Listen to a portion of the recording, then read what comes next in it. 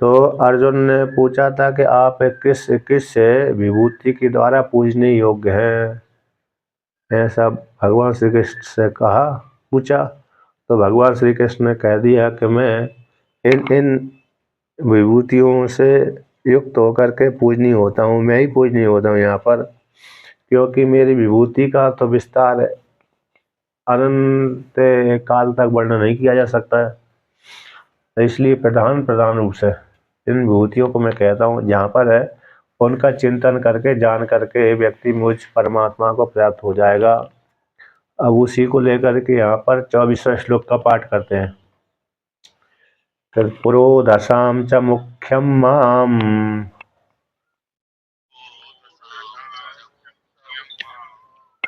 विद्धि पार्थ बृहस्पतिम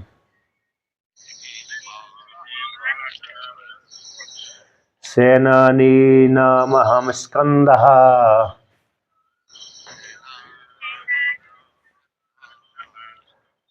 सरसामस्मि सागरः।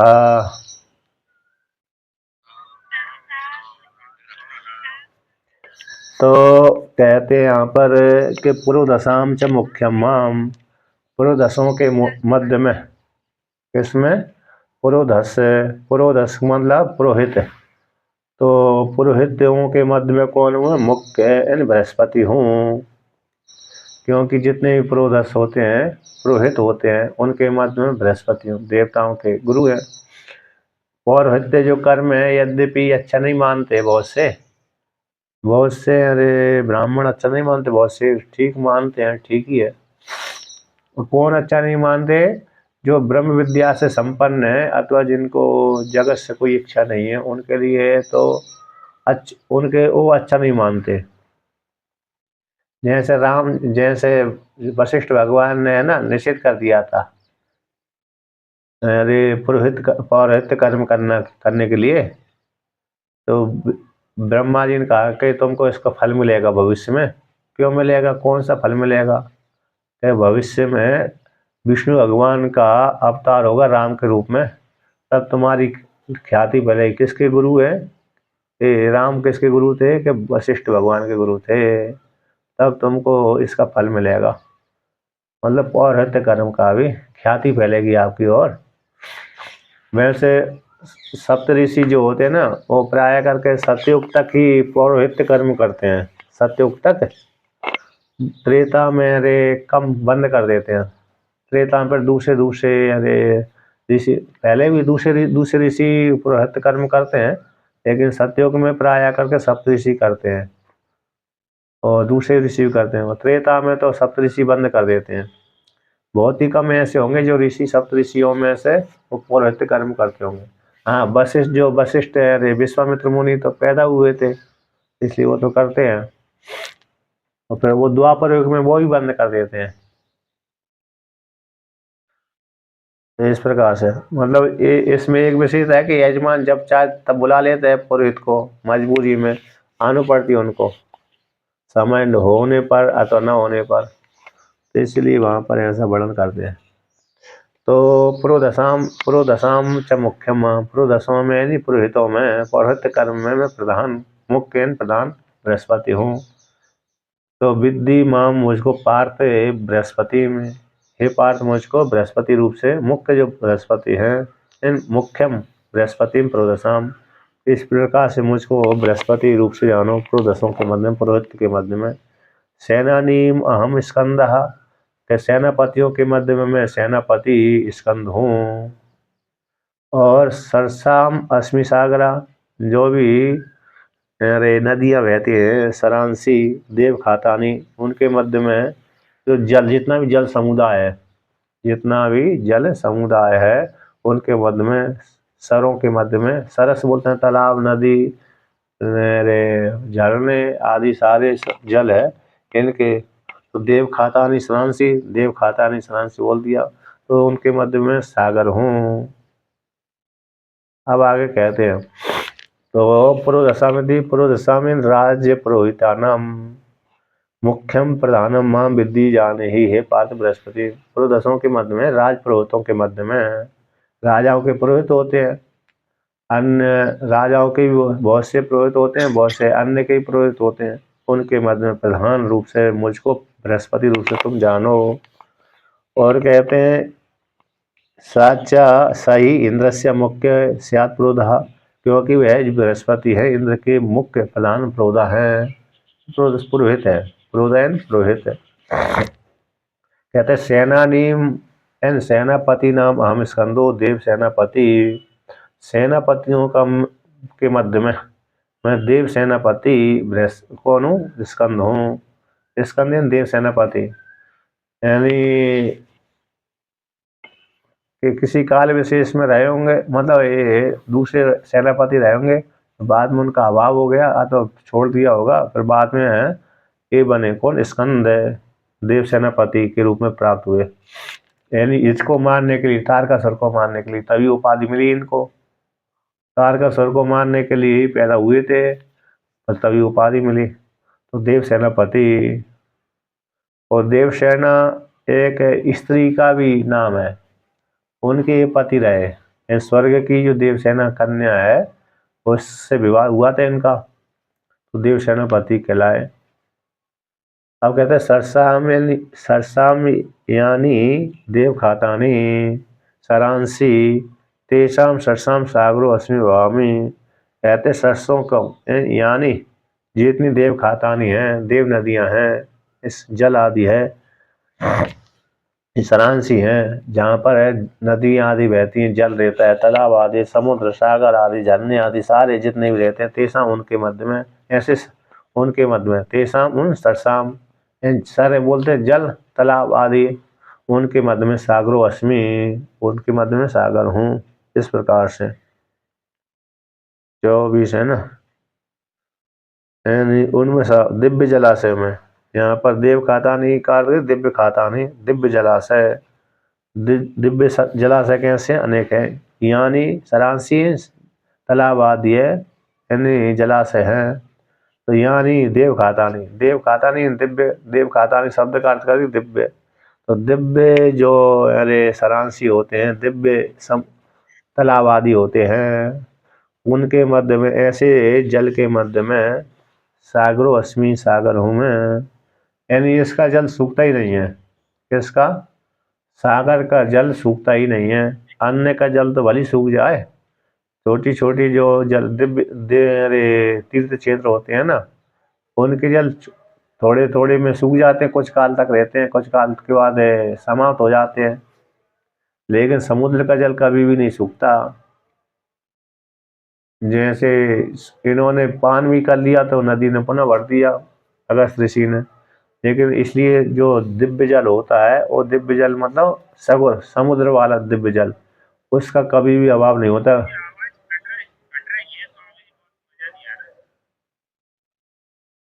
आवाज कट रही है? अच्छा, कट कट कट के आ रही है।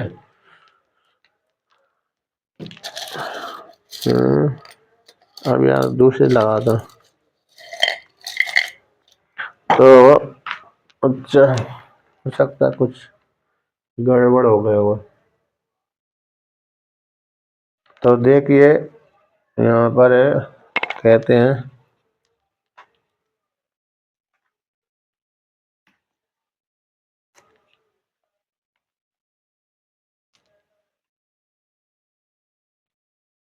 तो जितने भी जल है, अब आ रही है ठीक है? हरिओम। नहीं अभी अभी अच्छा। तो ये यहाँ पर वर्णन करते हैं कि जितने भी दिव्य जलाशय हैं उनके मध्य में, जैसे अन्य जल तो सूख जाता है, लेकिन समुद्र का जल कभी भी नहीं सूखता। तो इसको लेकर कहा कि हाँ, शंकर भाषा ही चल रहा है। हाँ सरान, हाँ देव खाता नहीं, दिव्य जल, दिव्य जलाशय, देव खाता नहीं, जो गड्ढे, खाता बोलते हैं गड्ढे को, तो देव खाता नहीं जहाँ पर दिव्य जलाशय रहते हैं, सरांसी। तो जितने भी यानी रथ के द्वारा खोदे गया, जो रथ के द्वारा हाथ के द्वारा खोदा गया गड्ढा है ना, खात है, तो उसमें जल भरा रहता है। तो बहुत से उन जल दिव्य जलाशयों के मध्य में जो सागर का जल है, समुद्र का जल है, वो कैसा है, उसका जल सूखता नहीं है, इसलिए वो उन दिव्य जलाशयों के मध्य में सागर हूँ, ऐसा भगवान ने कहा। यानी जो छोटे छोटे दिव्य जलाशय होते हैं वो सूख जाते हैं, छोटे छोटे कुछ काल तक रहते हैं, कुछ काल के बाद नष्ट हो जाते हैं ना, काल के लेकर के। लेकिन समुद्र का जल कभी भी नष्ट नहीं होता, जब तक महाप्रलय नहीं होगी तब तक समुद्र का जल बना ही रहेगा, इसलिए यहाँ पर वर्णन कर दिया। अब भगवान अरे 24-25वां श्लोक का पाठ करते हैं कि महर्षिणाम भृगुरहम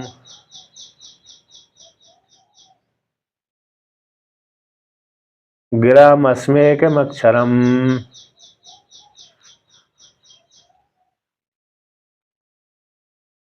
यज्ञानाम जप यज्ञोष्मि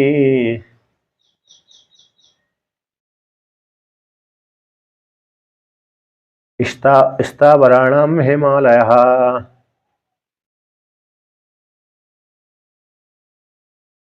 तो यहाँ पर वर्णन करते कि महर्षिणाम, महर्षियों के मध्य में, यानी महर्षिणाम भृगु हम, जितने भी महर्षिगण हैं, महान ऋषि, महान चा सब ऋषि थी, महान ऋषि, जितने भी महान ऋषि हैं उनके मध्य में भृगु हूँ।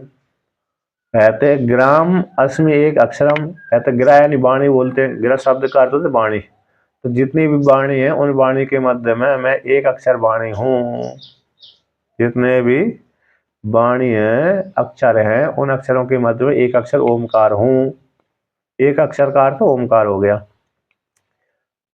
और कहते हैं यज्ञानाम जप यज्ञोष्मि, यज्ञ जितने भी यज्ञ हैं उन यज्ञों के मध्य में जप यज्ञ, यानी जो वाचक रूप से गाया जाता है, जिसमें द्रव्य आदि का त्याग की जरूरत नहीं रहती।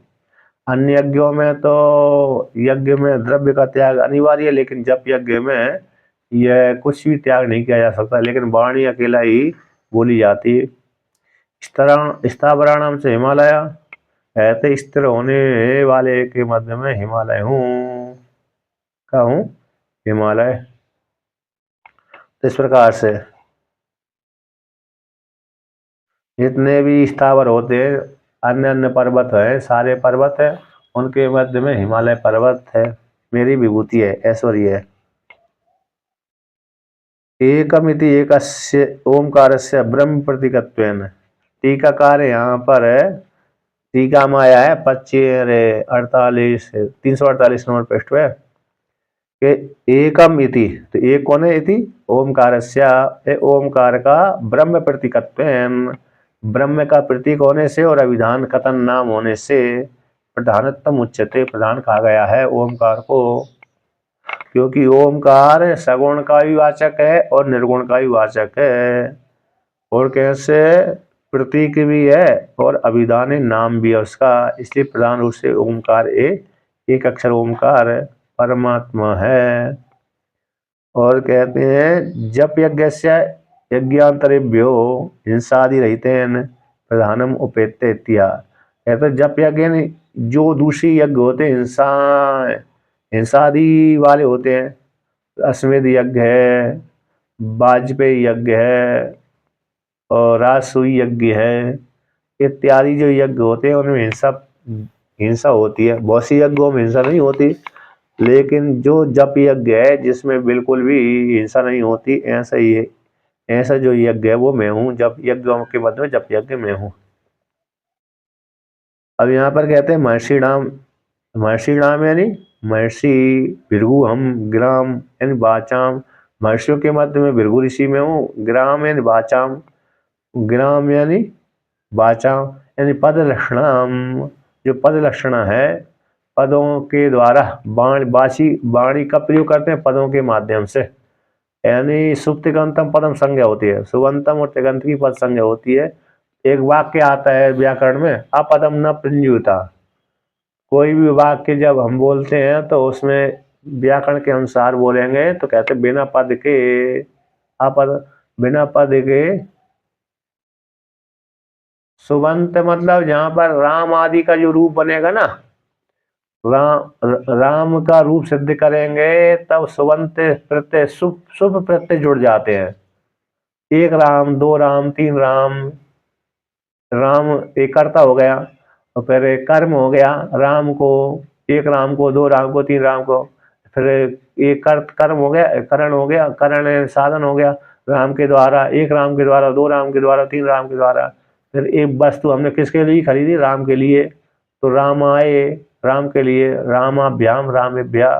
फिर रामात कहाँ से आ रहे हो? किसके पास से आ रहे हो?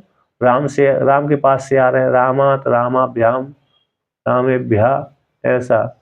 फिर संबंध को लेकर रामस्य राम हो, राम राम नाम। फिर किसी के किसके ऊपर बैठे थे? कहाँ पर थे? राम के पास में बैठे थे। रामे राम रामयो रामेशु इत्यादि। इनको सुबंत बोलते हैं। सुप्रत्यय जिससे जोड़ जाओ तो उसको सुबंत बोलते हैं। और तिगंत यानी धातु के रूप चलते हैं।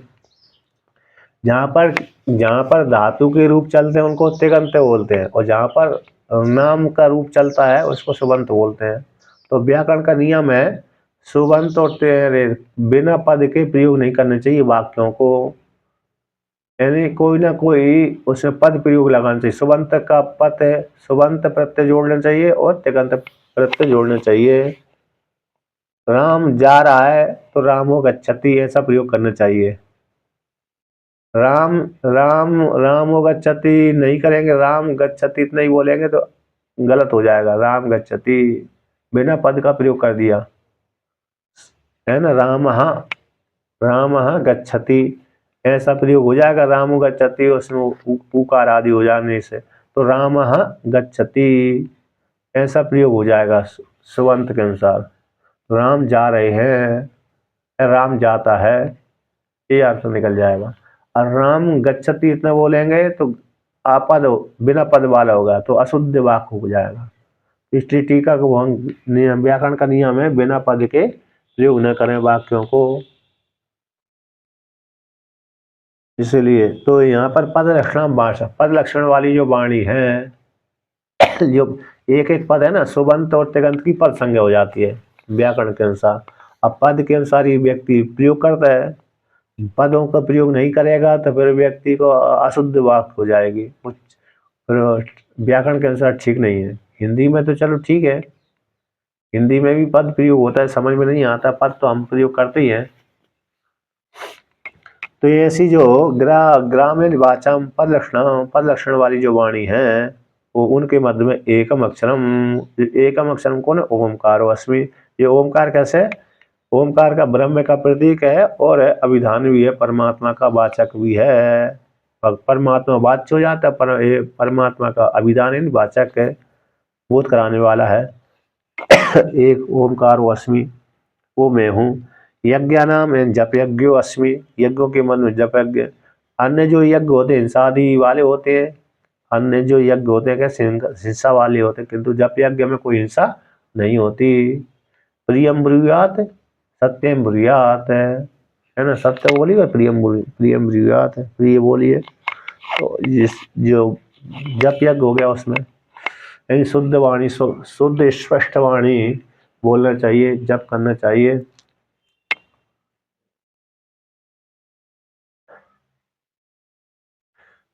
जप यज्ञ मतलब जैसे हम सब किसी से व्यवहार भी करते हैं ना, तो शुद्ध व्यवहार करें, शुद्ध स्पष्ट बोले, शुद्ध बोले, सत्य बोले।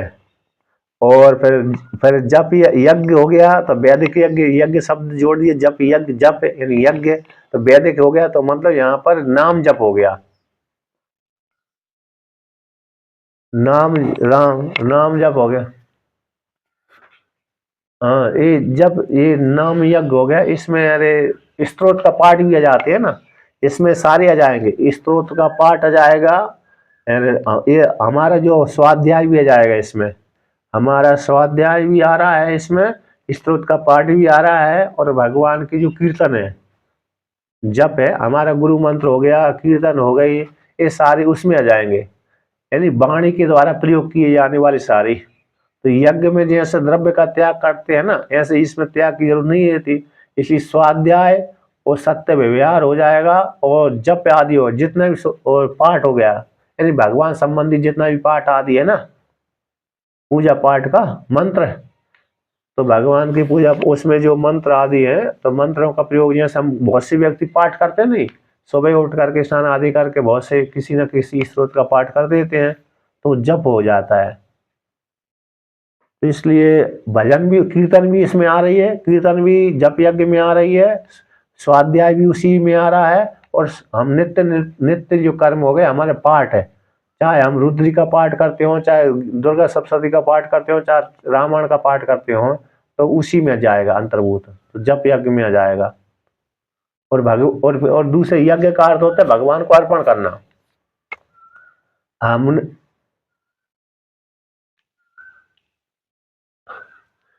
नहीं, ब्लूटूथ से लगाया था पहले, और ईयरफोन से लगाया अभी। पहले ब्लूटूथ से लगा था, अभी ईयरफोन से लगाया था।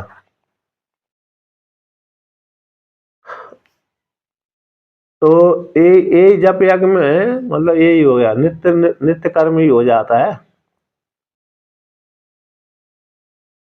मैं दिख रहा हूं अभी?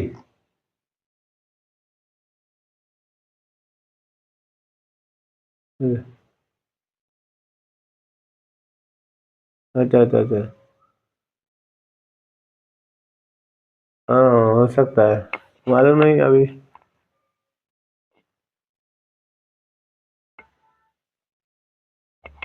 अच्छा अच्छा।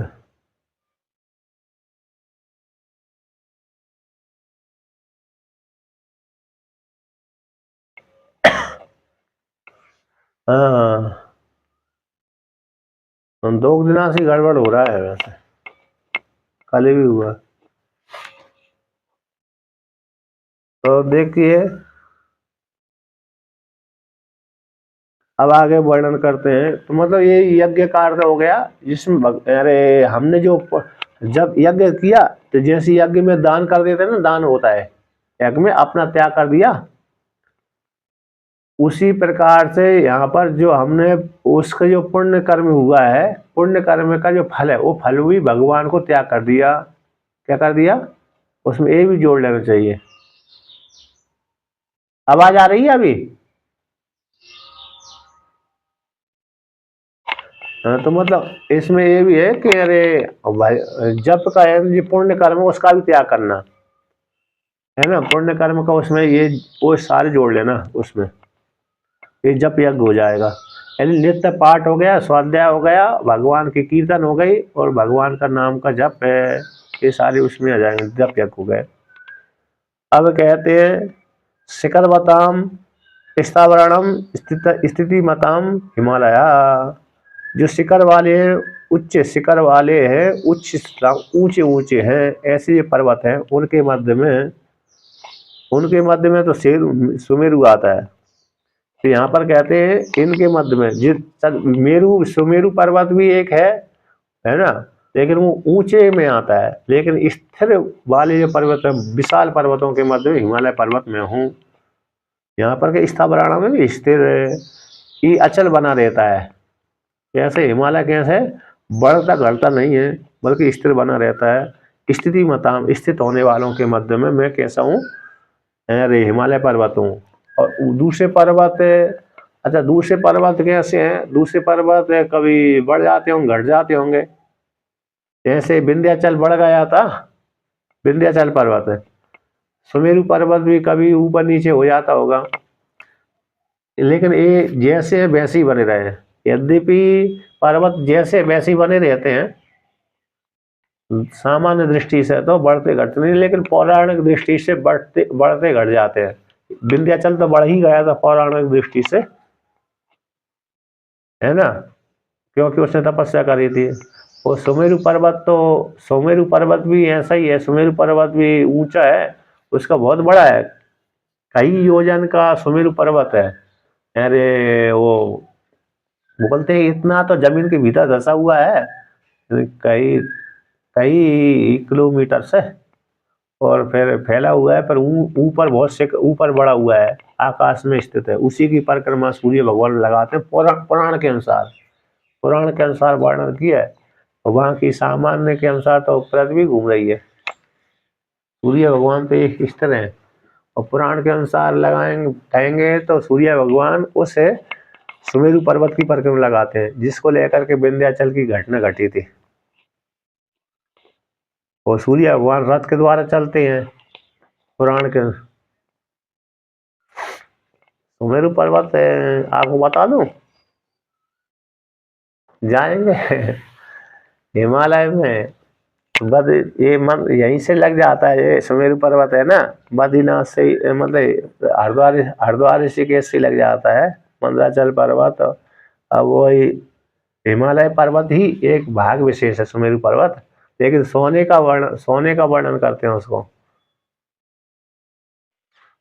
अब वो इसी को ही तो हम कल्पना करते हैं, वो बेहद और दिव्य है। वो सुमेरु पर्वत सोने का बना हुआ है।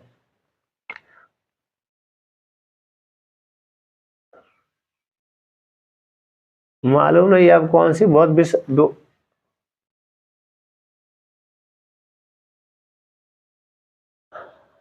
अच्छा, बर्फ चमकता है सोने के। हाँ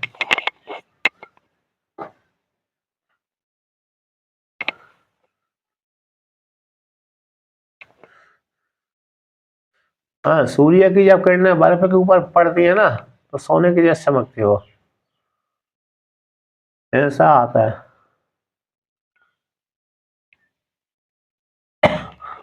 अच्छा हाँ हाँ हाँ, जो बहुत विशाल पर्वत है, हिमालय के ऊपर ही है वो पर्वत। सुमेरु पर्वत रहता है हिमालय के ऊपर ही, लेकिन सबसे ऊंचा रहता है और सोने का रहता है, ऐसी शासन वर्णन आता है। अब उसका विशाल और माप भी है। वो एक बार तो पढ़ा था उसका, इतनी लंबाई चौड़ाई है उसकी, फिर बाद में अरे भूल ही जाते हैं। तो ये तो हिमालय कैसा है, पर्वतों का राजा भी है। कहते स्थिति शिला नाम, यहाँ पर टीका किया है शिखर बताम यानी उच्चता नाम। शिखर वाले जो ऊंचे हैं पर्वत, उनके मध्य में मेरु, मेरु हमेती युक्ति कथन किए जाने पर भी, पहले मेरु आ गया। अच्छा पीछे आ गया, हाँ कहाँ पर आया मेरु शिखर, शिखरी नाम अहम, यानी जो 23वां श्लोक है ना उसमें आया था। शिखर बताम उच्चता नाम, उच्चता नाम, जो शिखर वाले हैं ऊंचे ऊंचे पर्वत हैं, उनके मध्य में मेरु हमिति ऐसे कथन किए जाने पर भी, कहते स्थितिशिला नाम, जो स्थिर रहने वाले जो पर्वत हैं, तेसा उनके मध्य में हिमवान पर्वतो, हिमवान इन पर्वतराज हो, पर्वतों का राजा मैं हूँ। अस्मिति इति अर्थभेदम गृहीत्वा आहा, ऐसे अर्थभेद को स्वीकार करके वर्णन किया भगवान ने। क्योंकि ऊंचे में तो सुमेरु पर्वत का वर्णन कर दिया पीछे 23वें श्लोक में, यहाँ पर स्थिर वालों पर्वतों में यहाँ पर अलग वर्णन कर दिया। स्तरों में अरे हिमालय हूं मैं, और ऊंचे में सुमेरु पर्वत हो, वो सबसे ऊंचा है। अभी वर्तमान काल के लोगों को नहीं देखता है, अब दिखता भी होगा तो जानते नहीं कि यही पर्वत है ना। दिखता भी होगा तो जानते नहीं है। जैसे दिख तो जाते हैं, हमको वस्तु दिख जाती लेकिन जानते नहीं है। जैसे एक एक पर्वत का विषय में आता है ना, हिमालय पुराण में आता है कि जहां पर कोई भी पुरुष जाएगा स्त्री बन जाएगा।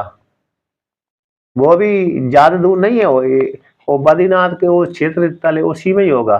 बद्रीनाथ के ऊपर वाला जो क्षेत्र है किसी भाग विशेष में, तो वहां पर होगा। लेकिन वो अब लोग वर्तमान काल के लोगों को समझ में नहीं आता है। वो बर्फ ही बर्फ की पहाड़ी दिखती है हवाई जहाज से देखने पर तो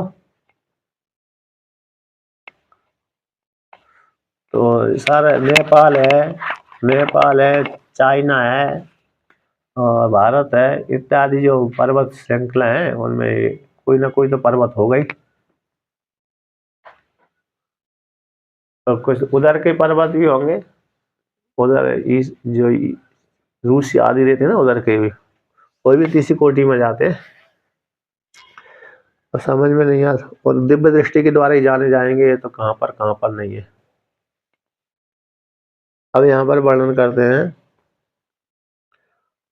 25वें श्लोक के बाद 26वें श्लोक का पाठ करते हैं। अश्वत्थः सर्वेक्षाणाम,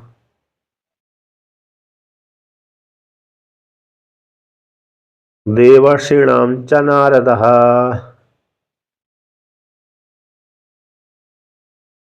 गन्धर्वाणां चित्ररथः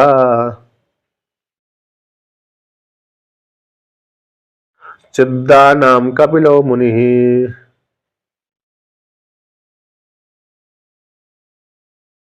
तो यहाँ पर कथन करते कि वृक्ष सर्व वृक्षाणाम अश्वत्थ, सारे वृक्षों के मध्य में मैं अश्वत्थ नामक वृक्ष हूँ।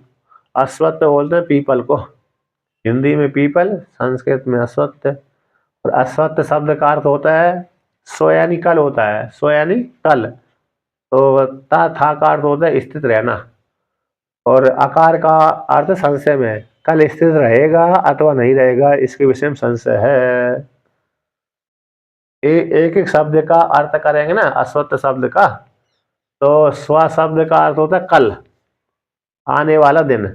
और हाँ, ओता था स्वस्थ शब्द होता है। ओता था का अर्थ यहाँ पर है स्थिर रहना, इष्टागति निवृत्त धातु से बना हुआ है।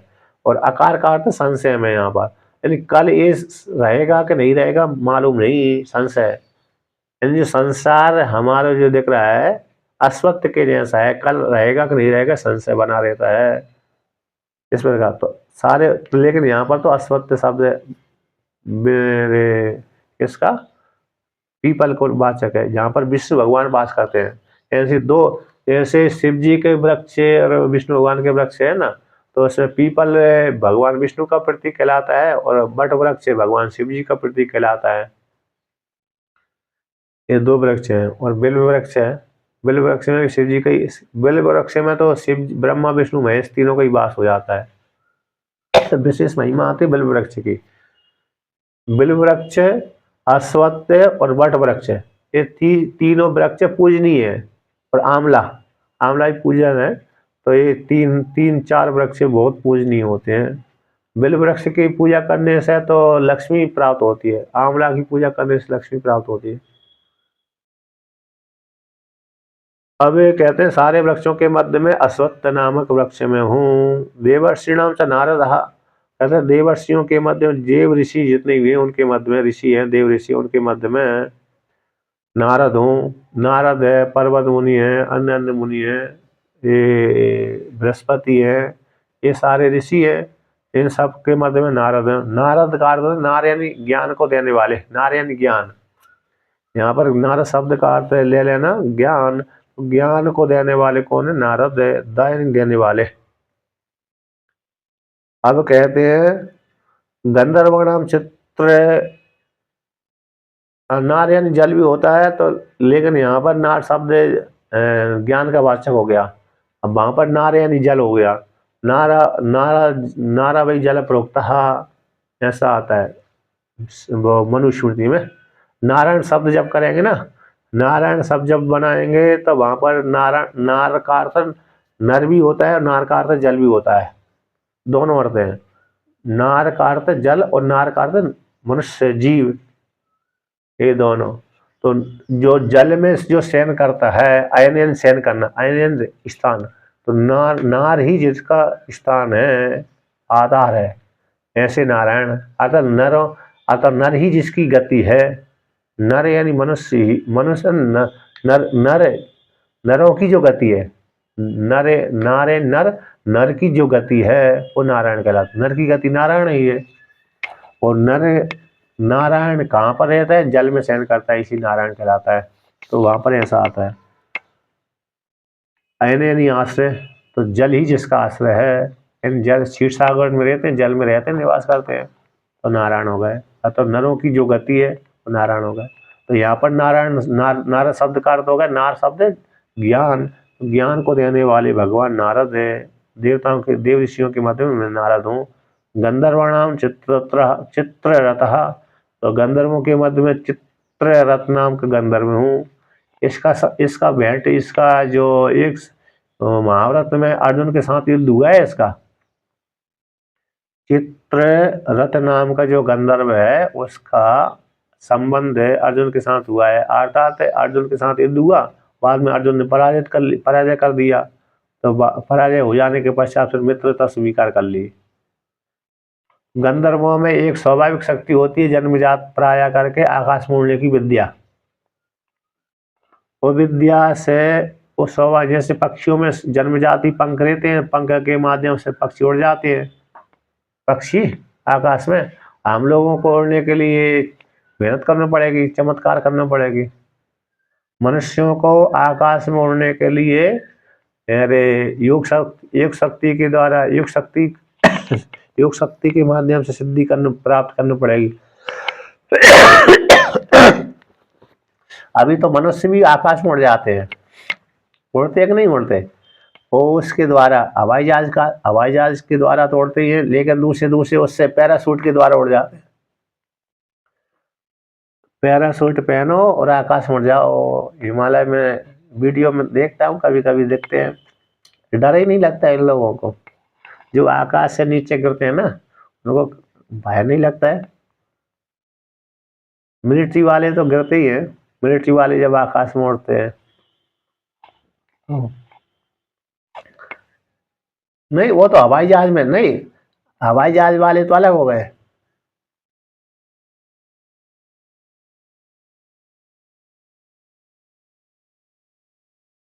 हाँ, अरे काफी एक दो पैराशूट बीच में जाके खोल पैरा ऊपर से जब आकाश से गिरते हैं तो पैराशूट बीच में जाके खोलते हैं।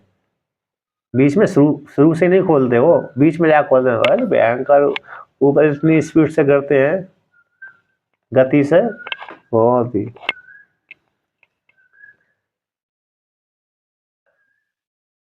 हाँ, नए दिख में आते हैं तब वो बीच में तो जाकर शुरू में गिरते हैं तो वो नहीं खोलते जल्दी पैराशूट, बीच में जाकर खोलते हैं। वो गए, गिर गए तो गए गिर गए तो हो ही जाता है। नहीं, जो डर गया तो वो खुल नहीं पाएगा, जो डर जाता है ना कोई कोई तो हाँ, कि अभ्यास रहता वो। हाँ, छोटे पैर पहले नीचे नीचे छोटा छोटा गिराते हैं, फिर ऊपर ऊपर बड़ा।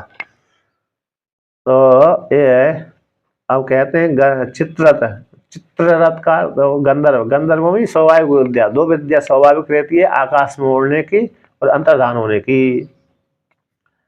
एक तो बंगाली बंगाली किताब में मैं नहीं पढ़ा था उसमें, लेकिन ये पढ़ा था कि उसमें हिंसा हो रही थी किसी की, किसी मुर्गा बकरा बकरा को पैर जो पारस सिद्धि कर लो, पारस सिद्धि, और पारस सिद्धि सिद्ध करने के पश्चात उसको फिर बकरे के मुख में रख दो, बकरे के तो मुर्गा के मुख में, यदि वो मर जाता है उसके तो फिर वो सिद्ध हो जाता है।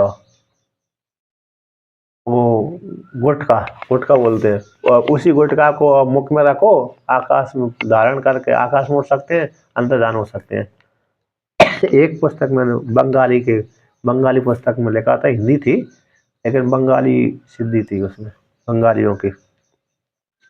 एक आश्रम में रुका था तब मेरे को मिली थी। तो आगे कहते हैं सिद्धा नाम कपिल मुनि, कहते हैं सिद्धों में मैं कपिल मुनि हूँ, जितने भी सिद्ध हैं उनके मध्य में मैं कपिल मुनि है। और कपिल मुनि भगवान विष्णु भगवान के अवतार ही कहलाते हैं। अब भगवान भास्कर इसका व्याख्यान करते हैं, अश्वत्थेन सर्वक्षाणाम, तो सारे वृक्षों के मध्य में अश्वत्थ हूँ। देवर्षिणां च नारदो, तो देवा एव संतः, देव ही संत हैं, संत होते हैं। देवा एव संता ऋषित्व प्राप्त, देवताओं के मध्य में देव होकर के भी, देव होते हुए ऋषित्व प्राप्त, वहां पर ऋषि की प्राप्त संज्ञा हो गई। यदि भी देवता है तो देवताओं की प्राप्त हो जाने पर ऋषित्व प्राप्त हो गया, देवताओं के मध्य में भी ऋषि। कहते मंत्र दर्शित्वात, मंत्र के दृष्टा होने से, मंत्र दर्शित्व मंत्र के दृष्टा होने से ते वे देवर्षि, वे देवताओं के ऋषि कहलाते हैं, देवर्षि मंत्र के दृष्टा हैं। मंत्र दर्शित्वात मंत्र के दृष्टा होने से ते वे देवर्षि देवर्षया, तो तेसाम उन देवर्षियों के मध्य में नारदो अस्मि, नारद हूं मैं। आगे कहते हैं कि गंधर्वाणाम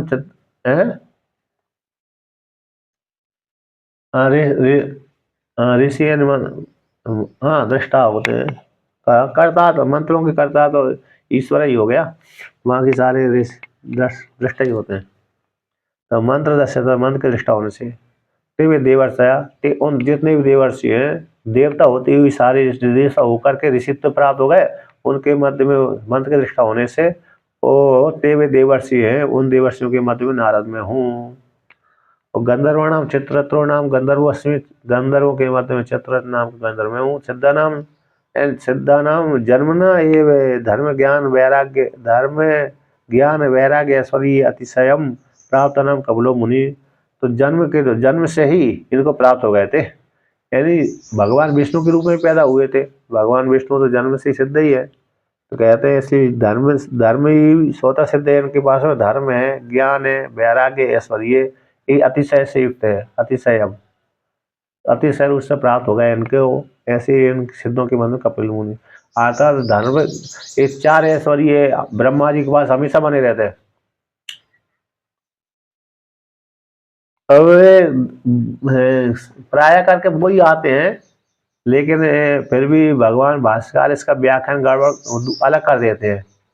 भगवान भास्कर है ना, दो प्रकार के कपिल आते हैं, 2 प्रकार के कपिल हैं। एक तो अरे ज्ञान देन जो देवहूति के जो कपिल वो अलग है, देवहूति के जो कपिल है वो अलग है। और एक है ब्रह्मा जी के मानस पुत्र भी कपिल है, उसमें आया है शिव पुराण में आता है वो। शिव पुराण में आके ब्रह्मा जी ने अपने 4 पुत्रों को उत्पन्न किया, सनक, सनंदन, सनातन, सनत कुमार। उन्हीं के साथ साथ कपिल को और कपिल को और जो जो एक और दूसरे ऋषि हुए ईश्वर को हमने सिका जटा सिक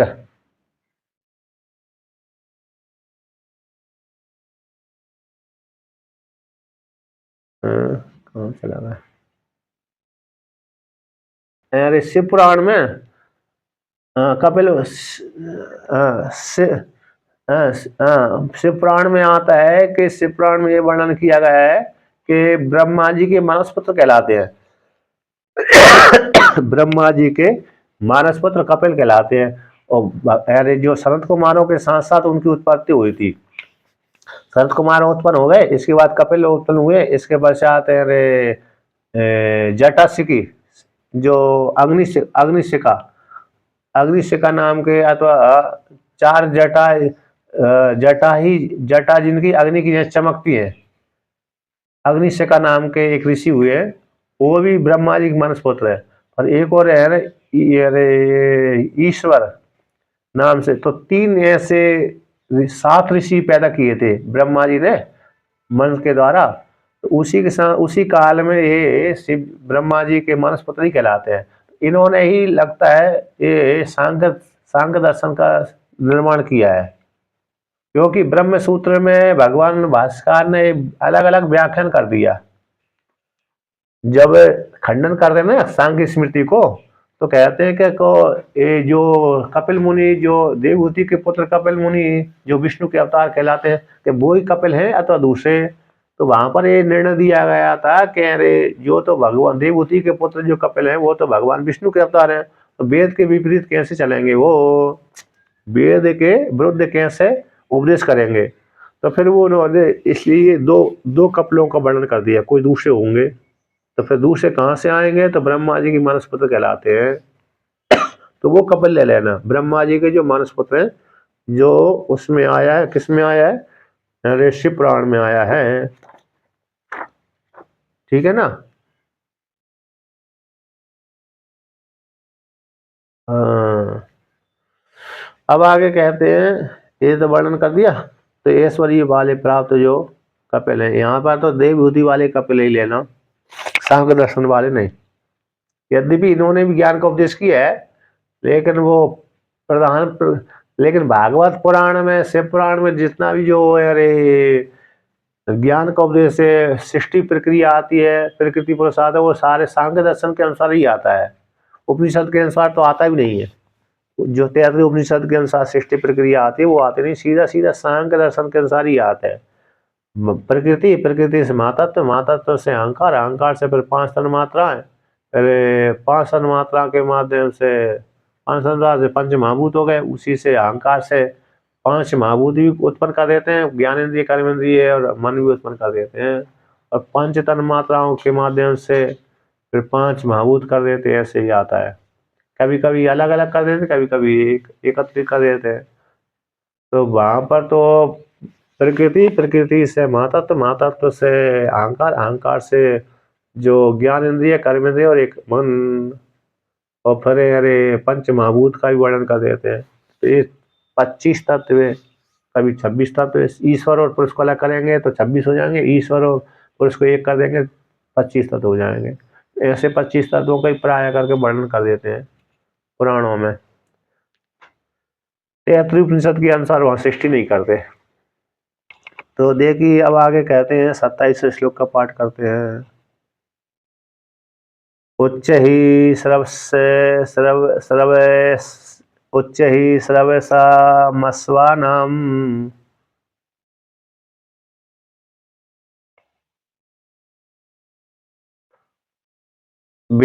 विद्धि मामृतोद्भवम्।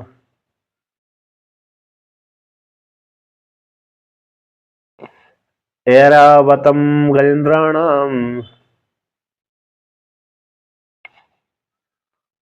नराणां च नराधिपम्।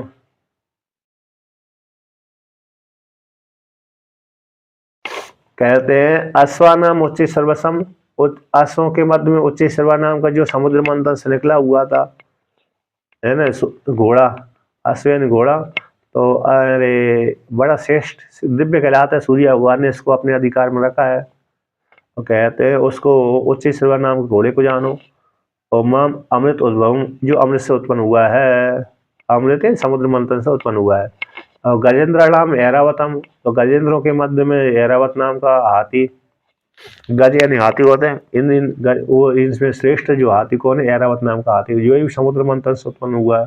नराणाम च नराधिपम, और नरों के मध्य में राजा हूं मैं, है ना, नराधिपम, नरों के ऊपर शासन करने वाला। तो उच्च सर्वसम यानी अश्वानाम उच्च सर्वसः, उच्च सर्व नाम अश्वास तम माम विद्धि जानहि अमृत उद्भव, अमृत, अमृत निमित्त, अमृत निमित्त मंथन उद्भव। तो उच्च सर्वसम यानी अश्वों के मध्य में उच्च सर्वा नाम का मैं अश्व हूँ, मेरे को जानो जो अमृत उद्भव यानी अमृत निमित्त के कारण, हम समुद्र मंथन के निमित्त के कारण उसकी उत्पत्ति हुई थी। ऐरावतम, ऐरावतम यानी ऐरावत्या, ऐरावत्या अपत्यमिति ऐरावतम। अच्छा, ऐरावत्या अपत्यमिति ऐरावत्य बोलते हैं। ऐरा, ऐरावत्य की संतान को अपत्य का अर्थ हो गया ऐरावतम। ऐरावतम नाम का जो हाथी है वह कैसे, गजेंद्र नाम हस्ती यानी ईश्वर नाम, हस्तियों में जो स्वामी है, हस्तियों का जो स्वामी है गजेंद्र नाम, तो ऐसा वो ऐरावत नाम का हाथी, तब उस माम उसको विद्धि जानी। ये ऐरावत भी तो वहीं से उत्पन्न हुआ, समुद्र मंथन से नहीं हुआ। यहाँ पर तो भगवान भास्कर ने अपत्य अर्थ में कर दिया। ऐरावत्यम, ऐरावत्य अपत्यम, ऐरावता, ऐरावत की संतान को ऐरावत बोलते हैं। ऐरावत्य की, ऐरावत्या अपत्यमिति ऐरावतम, तो ऐरावत की संतान को ऐरावत हो गया। इस प्रकार से ये गजेंद्र नाम है यानी हस्ती ईश्वर नाम, हाथियों के स्वामी के मध्य में वो हाथी को, जो हाथी है ऐरावत नाम का जो हाथी है, वहां मुझको जानो। नराणाम च मनुष्याणाम च, नराणाम मनुष्याणाम च नराधिपम राजनम माम विद्धि जाने। नरों के मध्य में यानी नर और नर जीवात्मा हो गए, मनुष्य मनुष्य वर्ग हो गया। चा शब्द प्रयोग कर दिया ना। अच्छा, चा वही जानी वहां से, यानी नारायण मनुष्य नाम, नर शब्द का तो मनुष्य ही ले लीजिए। और मनुष्यों के मध्य में जो नराधिपम है, नरा में राजानम, उस राजा को मेरे को जानो। नर अधिपम, नरों के ऊपर शासन करने वाला, अधिपम यानी शासन करने वाला, अधिकृत करके रहता है, यानी पालन करने वाला। तो नरों के मध्य में मैं कौन सा हूँ, राजा हूँ। तो राजा रूप से आता, इसलिए पहले राजा को विष्णु भगवान मानते थे। मतलब जैसे नेपाल में अभी भी है ना, नेपाल में राजा को विष्णु की दर्जा देती है, क्योंकि शासन करता है ना विष्णु, विष्णु ही, विष्णु भगवान पालन करते हैं, शासन करते हैं, इसी राजा विष्णु का रूप होता है, ऐसा मानते हैं, सम्मान देते हैं। इस प्रकार से ऐसा वर्णन किया। ये 27वां श्लोक हो गया। अब आगे का पार्ट है।